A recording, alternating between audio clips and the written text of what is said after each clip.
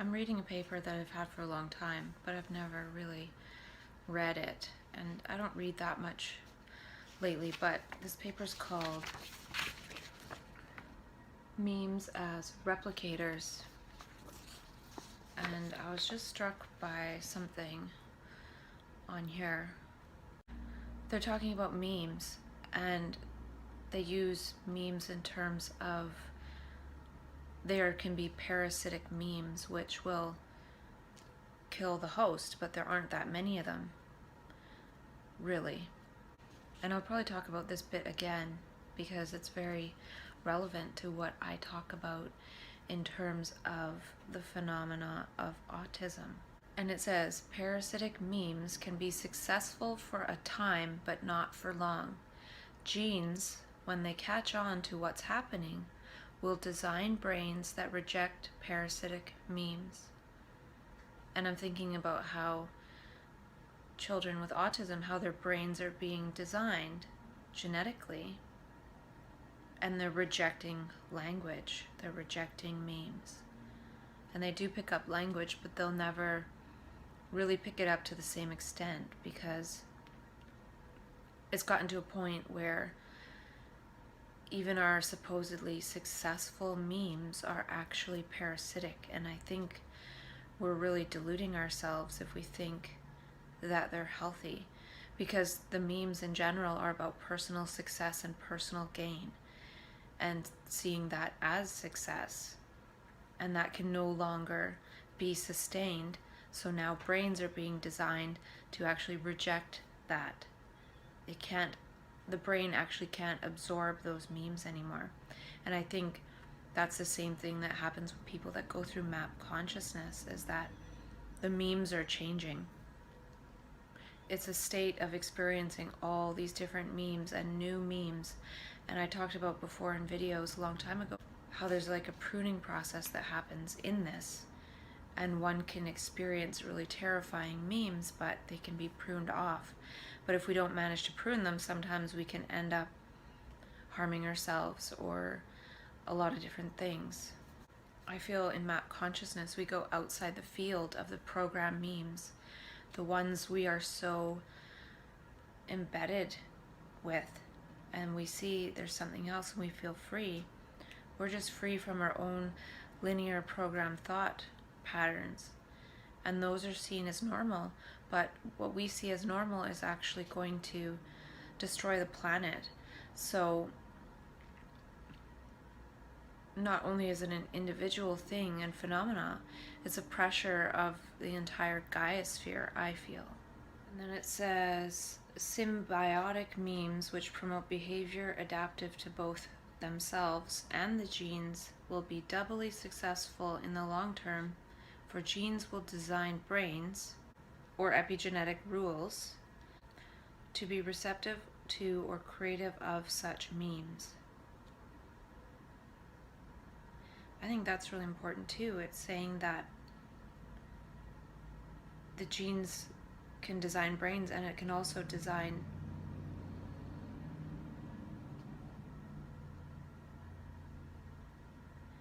epigenetic rules for those memes. And I think that's what's happening with map consciousness. That's why we can go into it epigenetically. There's some kind of factor allowing us to go into that epigenetic space. And it might only be temporary in that we don't have the nutrition.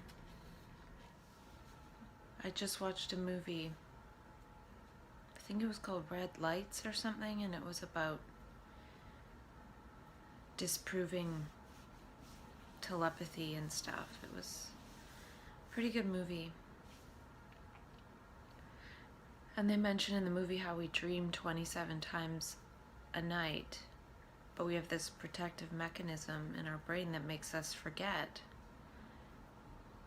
And I feel like that's related to map consciousness and trans consciousness in some way. It's almost like not being able to forget things so easily, so they build up. I think it relates to the mechanism of synchronicity somehow, and I don't know how, but Because synchronicity, in a way, is a type of remembering, but it's also a type of forgetting.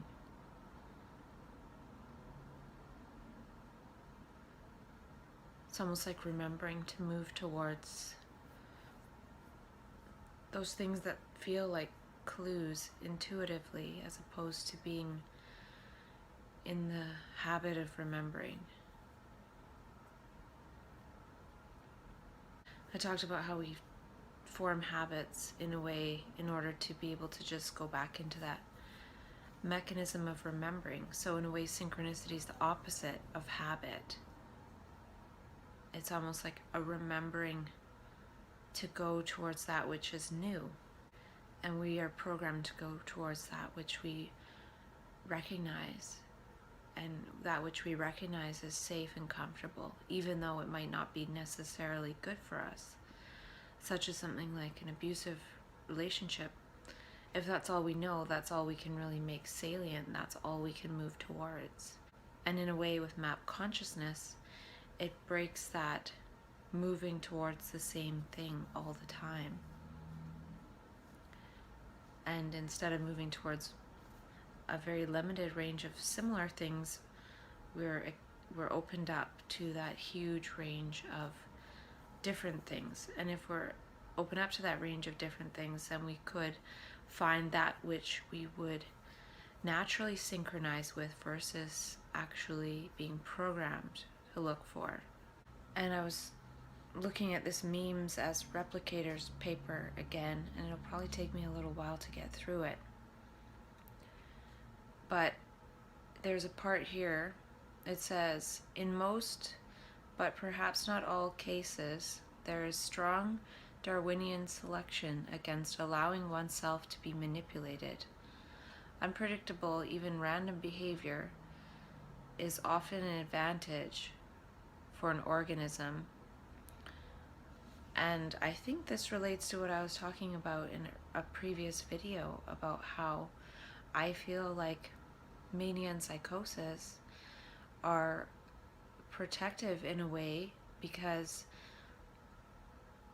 no matter how amazing some kind of philosophy or ideology or doctrine seems to be, there'll always be a certain number of people going mad as it is and not really buying into whatever it is that one is attempting to be programmed into. And even consensus reality is a programming, it's a manipulation.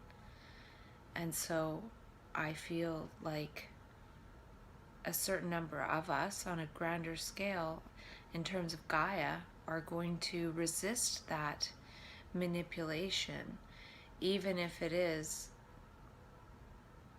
the best possible thing at the moment, because we can't necessarily be programmed into the same thing.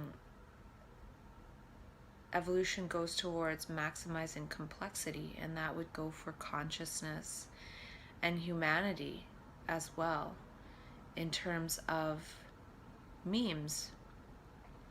So map consciousness in a way is increasing the complexity of possible memes. It might actually be a mechanism for accelerating memes, and I already talked about it in terms of epimemetics and endomemetics, and where do those memes come from, because this paper sort of talks about how it's a very slow process. It's faster than genetics. Memetics are faster than genetics, but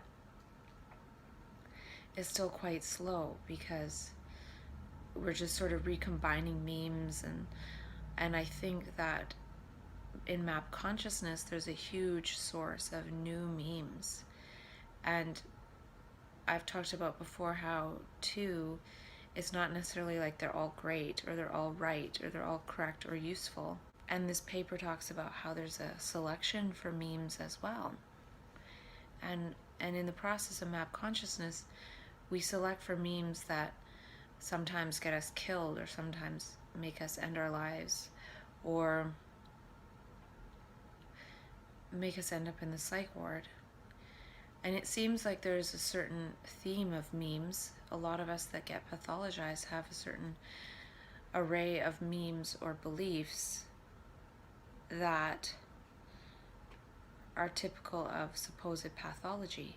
But since it's so consistent in a way, maybe there's something there, and those things are actually somewhat, maybe those are the memes that are wanting to be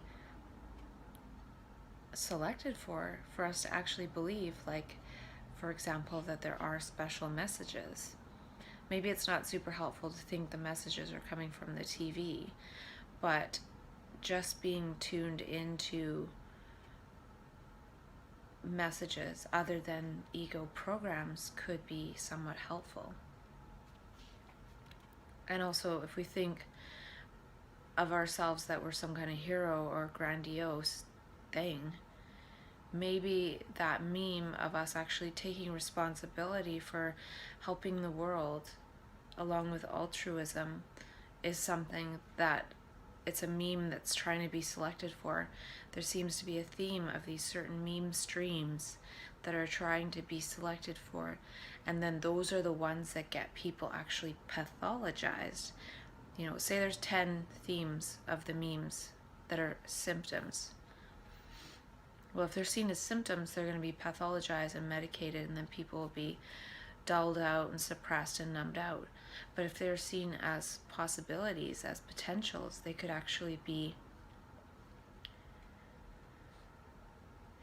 dialogued with to bring them into proper context. So, for example, maybe in a super hyper perceptive state, it seems like messages are coming from the TV, but that can be toned down into just being more intuitive and more of an empath and more of a highly sensitive person in terms of those traits that highly sensitive people have.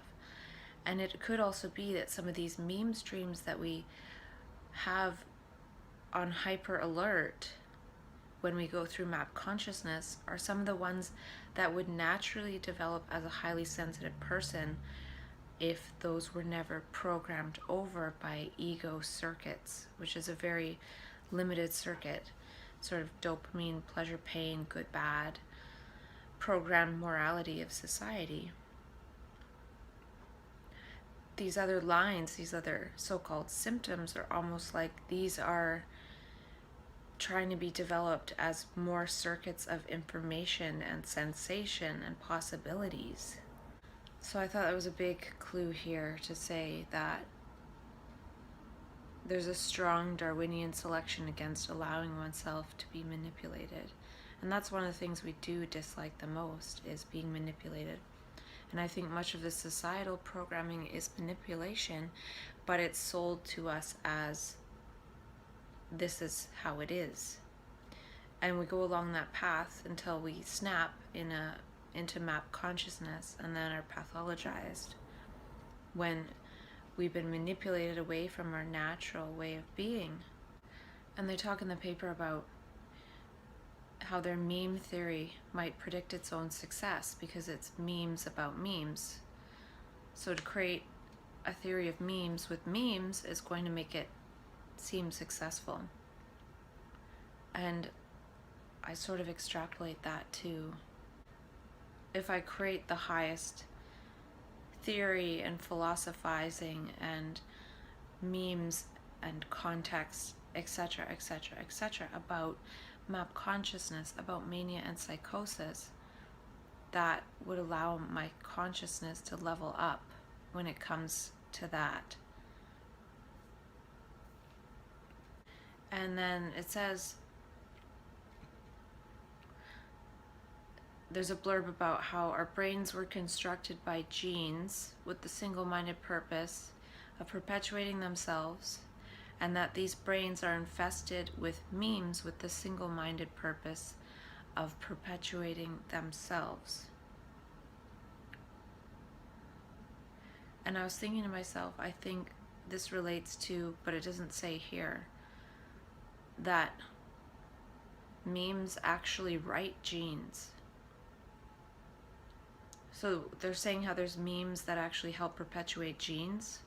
and genes that help perpetuate memes, but I also think that memes write genes. So memes are kind of the environment. They're the environment in which we're bathing our brain, and that's going to change our genetic expression epigenetically, as well as probably writing over genes and writing new genes in our brains with the memes. Just like they say, well, stress creates epigenetic changes. Well, a lot of stress is actually just words. It's talk, it's worrying about things and being concerned about things, and those are actually words. So that is causing the stress, and then that changes genetic expression as well as the actual genetic code. And I was thinking too that I'm a source of memes, and if memes change genes, that's a way to actually change genetic expression in others, or even pass along genes. And even with gestures and behaviors, that can help pass along genes as well. So genetic reproduction, as in having children, is one way, but just speaking memes is another way. And in that way, we can be contagious. I like their definition of what they call a difficult meme. A difficult meme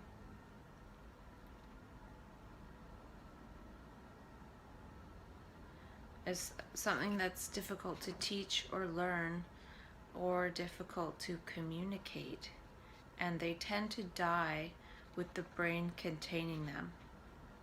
And many memes in animals are difficult because of lack of language. I'm trying to create some language and make some of these difficult memes easier to see. They say, where do memes come from? They arise by combination of parts of some old memes in new ways, with perhaps just a jot of originality, mutation. And I think that a lot of the memes that come through me are quite original, at least for me, but there could be similar things out there. And they say stressful situation seems to promote mutations in genes and memes. But the stress must be on the genes, not just the organism. Thinking in terms of map consciousness and how that must stress the genome to mutate towards that. Maybe we haven't produced the mutations to sustain those new lines of supposed symptoms, which could be gifts, misunderstood. And it says there's a strong selection pressure on genes to produce brains that accept or create symbiotic memes and reject bad or parasitic memes. I think that there's been this artificial selection pressure created towards dopamine and personal pleasure. It's almost like dopamine. And I feel like map consciousness is outside the field of program memes. And it's in a field of selecting new memes. It's like a freedom from all those old memes, and now one is selecting new memes. And I think that's very important for the evolution of consciousness and our understanding of what it means to be human. And it says symbiotic memes, which promote behavior adaptive for both themselves and the genes, will be doubly successful in the long term, for genes will design brains, or epigenetic rules, to be receptive or creative of such memes. So somehow it seems that these difficult memes of map consciousness, they're difficult to learn and understand and communicate, even within oneself, need to become symbiotic memes. There is a selection pressure on genes to alter the meme's environment so as to push difficult memes upward into the symbiotic category so they can be shared among relatives. And so people have these map consciousness experiences and have all these memes and they try to share them. But since other people haven't experienced that and seen things that way, they don't understand and they pathologize that. It's sort of like a person going to California and coming back and telling their doctor about California and all of how it looked like. And then the doctor says, well, there's no such thing as California, but the doctor has a picture of California, and since you're describing what the doctor sees in the picture of California, aka a textbook, they're saying, well, you are hallucinating because you're seeing this picture described in this textbook. But the doctor's never been there themselves. So it doesn't make any sense. It's like new neural pathways trying to be created, but then they get pathologized. And it's all congruent with literature. It's like the same thing.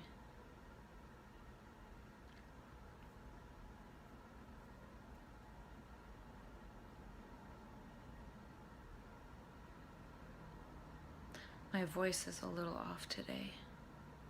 I'm in a different place right now.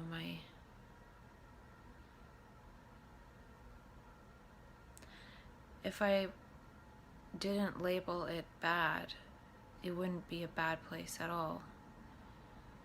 It's not the same as being super productive and able to work. I feel more hypersensitive to noise. I feel like I don't want to live in this location anymore that's so noisy.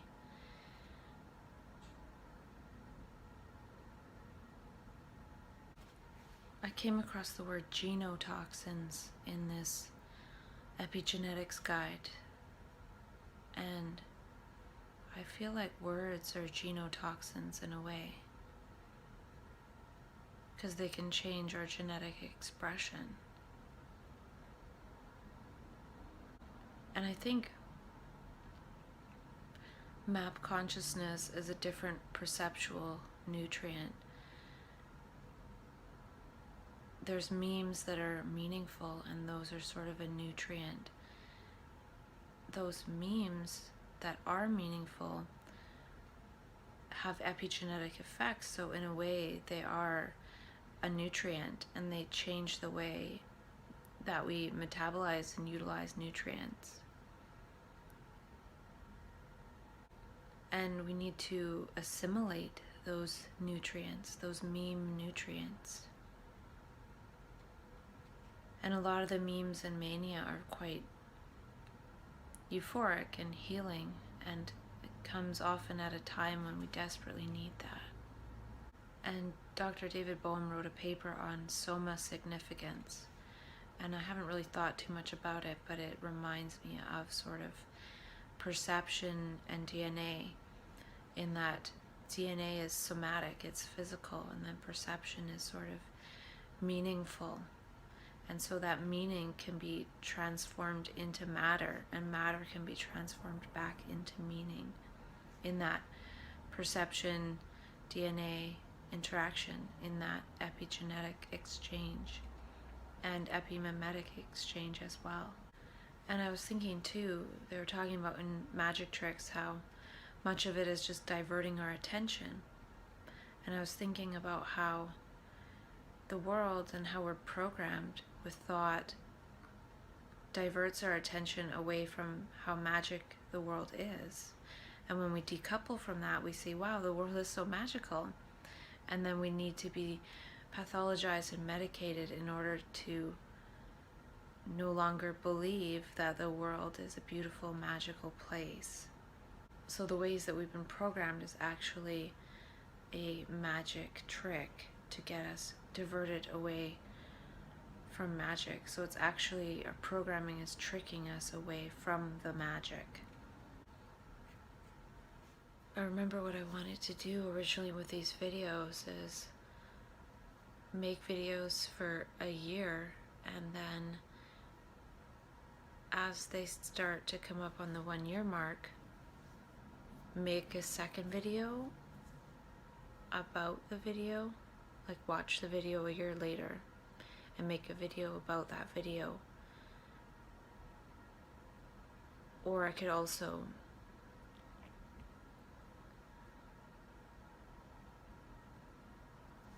make a video about that video, and also talk about life 1 year later and build on that context. I think my first videos were in June of this year, so June 2016. So once I get to June 2017, then I can start doing the parallel videos.